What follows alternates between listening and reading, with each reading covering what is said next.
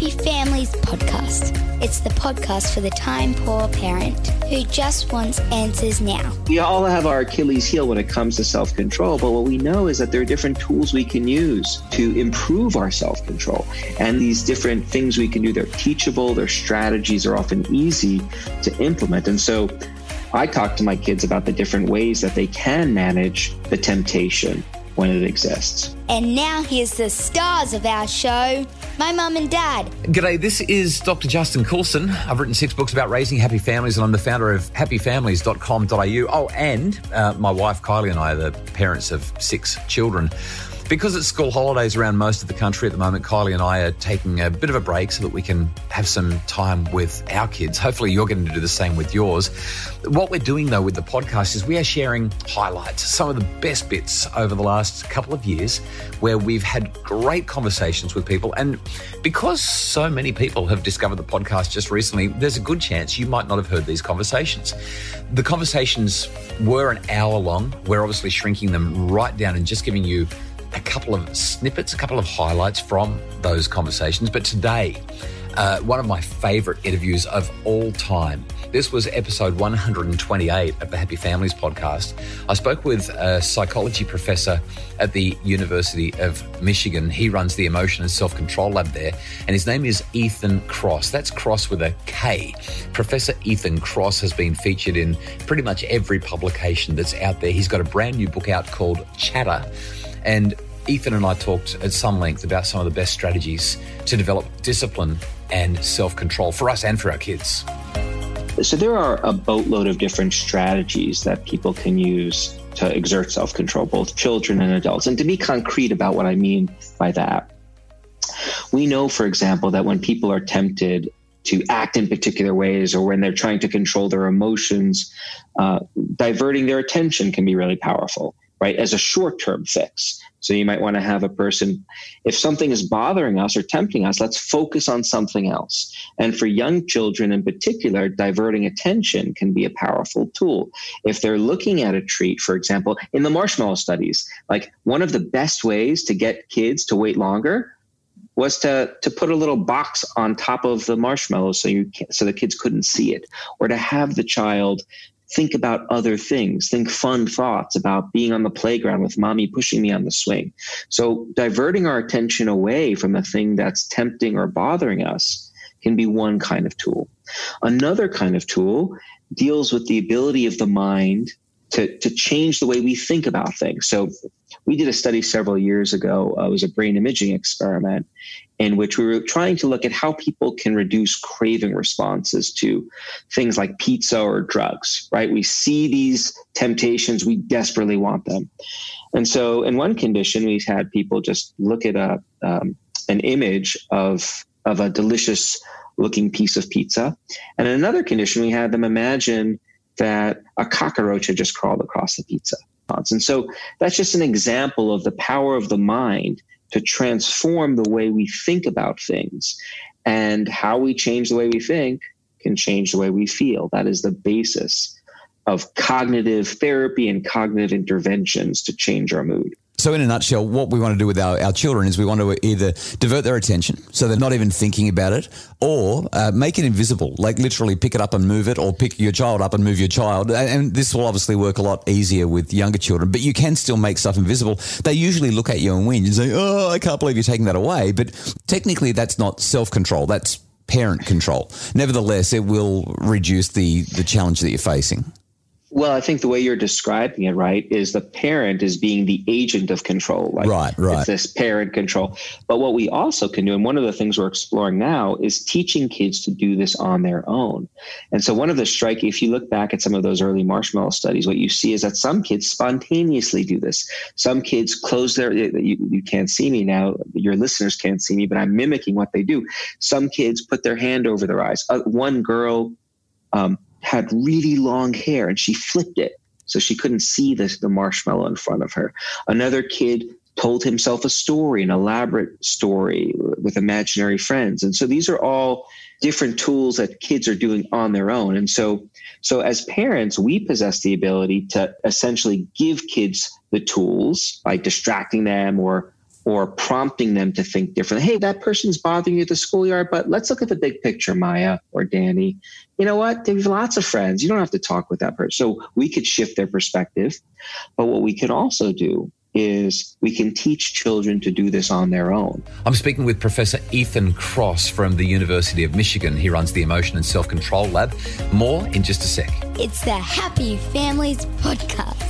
For a happier family, try a Happy Families membership, because a happy family doesn't just happen.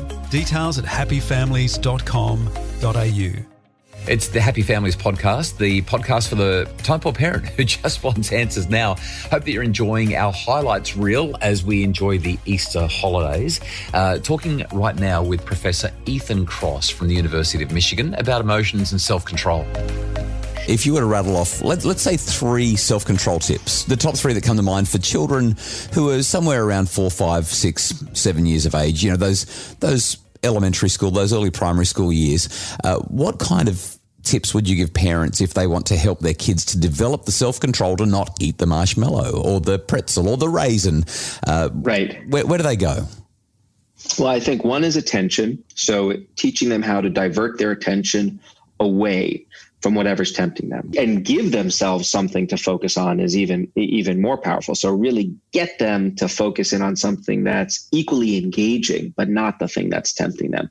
So if you don't want them to watch TV, give them a really fun puzzle to work on or something like that, or problem to work on. Another thing is changing the way they think about something. So if they're looking at the candy and they really want to eat it, ask them to imagine, imagine that I guess kids aren't tempted by bread. What is it? Candy, basically, mostly, right? I mean, imagine that someone stepped on it, or those kinds of transformations can be powerful, right? So don't think about it as a marshmallow. Think about it as a puffy cloud, right? So play with it in your head. And importantly, when you play with it, don't think about the things that are most, oh my God, I'm going to think about how it's going to taste. If you've talked to your child about the negative health implications of eating too much candy, or negative health implications for a child, like tummy aches, right? Not feeling good after, have them think about that. So, think about the fact that too many marshmallows can make you not so healthy, and that's not a good thing. You have to go to the doctor and so forth and so on. A third strategy you can use, to give you the last one, is you can try something called what we've called the Batman effect.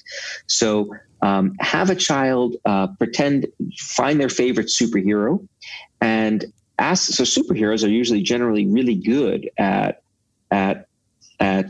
exercising restraint, right? And being able to do good things in the world. And so in some studies, what a colleague of mine, Stephanie Carlson, has found is that having children imagine they're a superhero and use their name. Imagine you're Batman and say, what would Batman do right now? Would Batman be able to not eat the marshmallow?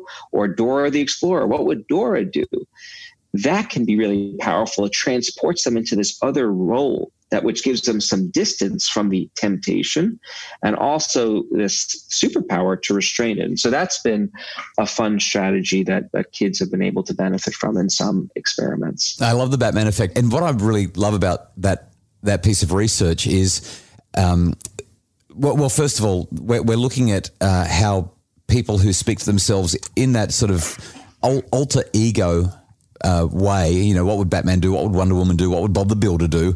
Versus, come on, Ethan, you've got this, versus I know what I would do. These 3 different conditions. And you found in this study that kids persevered longer. They had more motivation. They had a greater level of self-control and tenacity. So I've been talking to adults about that and saying, when you're up against something where you don't want to exert the kind of control that's necessary, or where you're struggling, or you don't want to persevere, or you're ready to explode at your children and you just need to regulate your emotions, don't necessarily think about what Batman would do, but think about who your inner mental mentor might be. Think of Ethan Cross, or many people, unfortunately for me, will say that I just think about what you would do or what I would do if you were watching me. I know that ancient and modern traditions have encouraged that. So there's the Christian tradition of wearing the WWJD bracelet. What would Jesus do? And I think that's a kind of a self-control strategy, really, isn't it? It's a psychological or self-distancing strategy. Absolutely. This idea of distance, really what it boils down to is it's almost like giving yourself a timeout in the moment. So it's this ability, when we experience strong emotions, they often narrow our attention in on exactly what it is that's driving those responses. And that zooming in can make it really difficult to take the broader picture into account. If I am too intolerant with my children, how might that affect them long term? So this ability to just hit stop for a moment and zoom out can be really powerful. And there's lots of research which shows that. And in fact, this is a project that we've been working on for the past 5 years. It's called the Toolbox Project. For the past 10 years or so, I've been teaching a class here, maybe a little bit less than 10 years, called The Science of Self-Control to University of Michigan undergrads. And it's essentially science's greatest hits when it comes to what we've learned over the past 50 years about how to control our emotions, our thoughts, our behaviors. And it's always a really fun class to teach. The students love the material, they're engaged.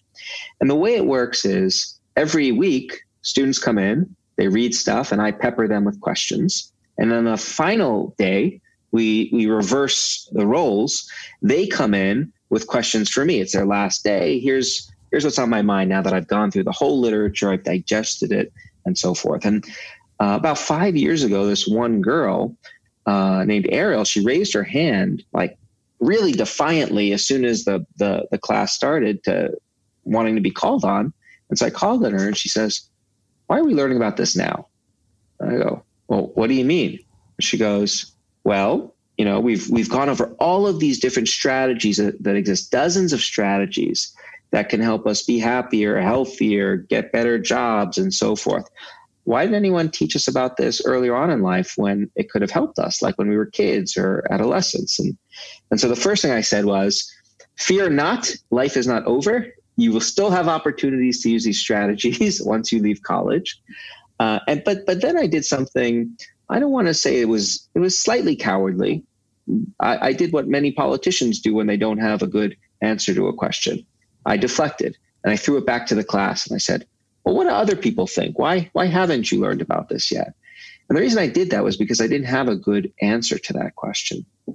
And so it got me thinking a lot about, why aren't we teaching kids about what we know about how the mind works when it comes to self-control?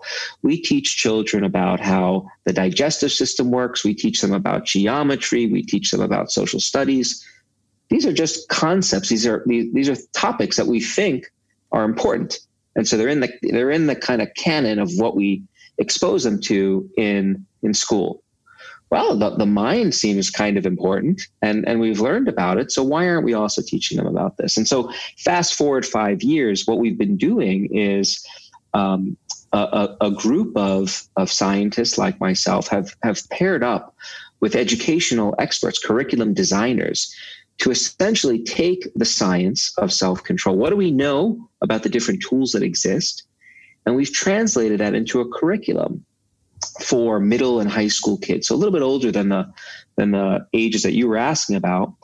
But the idea was that this was a good place to start. And so we took the science, which can be filled with complicated terms that scientists love to use, but we've made it simple and with engaging exercises. And what we're doing now is we are looking at, well, what are the implications of teaching children about these strategies? In some of our early studies, we know we have data to show that the kids who go through this curriculum, they do in fact learn the material, right? So you do a test at the beginning and at the end of the curriculum, their knowledge of the science of self-control increases. And what we're getting ready to do with about 10,000 students next year is we're going to test to see what effect does learning about these strategies have on these students' ability to regulate themselves down the road in life. And the hypothesis, the prediction, is that knowing about these strategies should provide these kids with resources that they could draw upon when they need them. That's Professor Ethan Cross. You can hear the full interview that I had with Ethan on episode 128 of the Parenting in Perspective podcast series on the Happy Families podcast. We hope that you've enjoyed everything that you've heard throughout the break as we've shared our highlights and some great conversations and interviews with people that we've done over the years. If you are enjoying the podcast, please, as always, leave a rating and review so that others can find out about the podcast. We appreciate, as always, our executive producer and the great work that he does. His name is Craig Bruce, and Justin Rulon is the producer of the podcast. He's from Bridge Media. If you'd like more info about how your family can be happier, all you need to do is jump onto our Facebook page, Dr. Justin Coulson's Happy Families, or visit happyfamilies.com.au.